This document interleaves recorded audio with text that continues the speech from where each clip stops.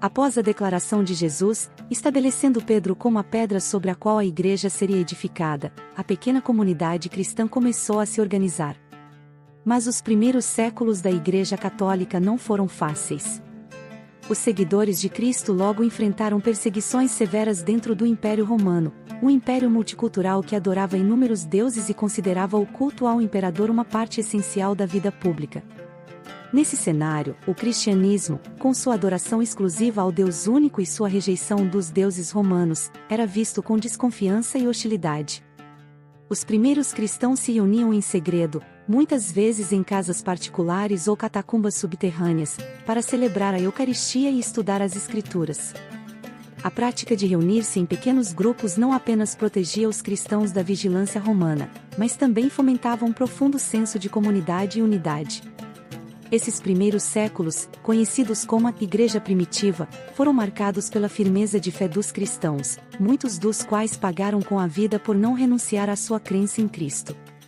Pedro, o primeiro líder reconhecido dessa comunidade emergente, foi martirizado em Roma, uma cidade que, por causa de sua morte, rapidamente se tornou o centro espiritual da Igreja.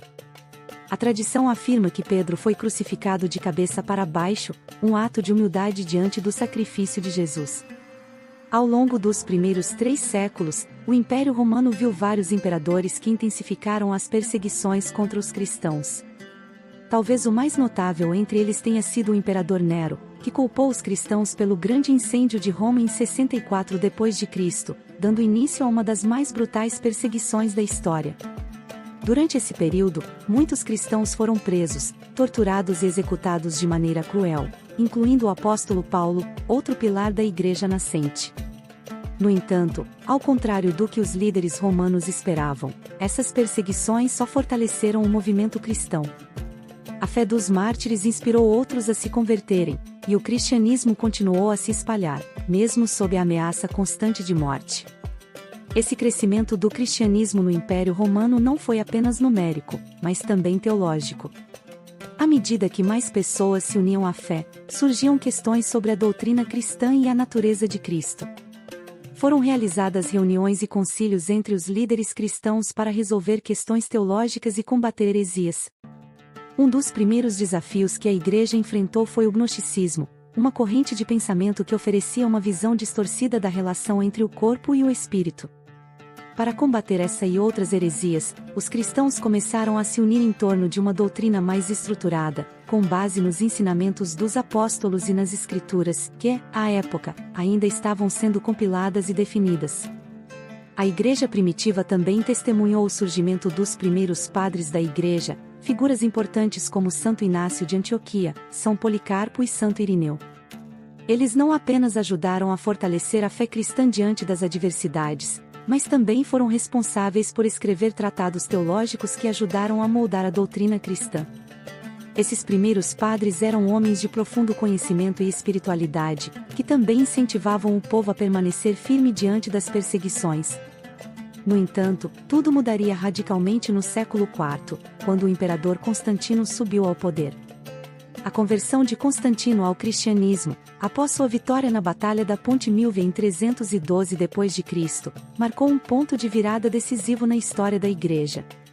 Em 313 d.C., Constantino emitiu o Edito de Milão, que legalizou o cristianismo em todo o império e pôs fim às perseguições. Pela primeira vez, os cristãos podiam adorar abertamente e construir igrejas sem medo de represálias. O cristianismo, que por séculos foi uma religião perseguida, começava a emergir como uma força dominante no Império Romano. Com o apoio de Constantino, a Igreja começou a se expandir em uma escala ainda maior. A conversão do imperador trouxe muitos benefícios à comunidade cristã, incluindo a construção de basílicas e a convocação de concílios para resolver disputas doutrinárias. Um dos eventos mais importantes desse período foi o Concílio de Nicéia, em 325 d.C., onde a Igreja, sob a liderança do imperador, estabeleceu o Credo Niceno, uma formulação clara da fé cristã, especialmente em relação à divindade de Cristo. Esse concílio foi fundamental para combater a heresia ariana, que negava a plena divindade de Jesus, e estabeleceu a base da teologia trinitária.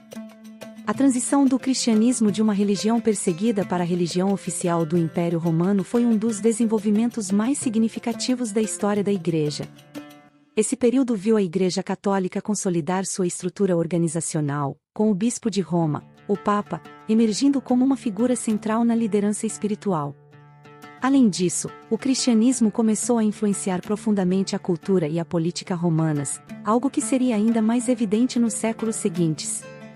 No próximo capítulo, exploraremos o período de transformação que se seguiu, quando o cristianismo deixou de ser uma fé marginalizada e perseguidora para se tornar a religião oficial do Império Romano.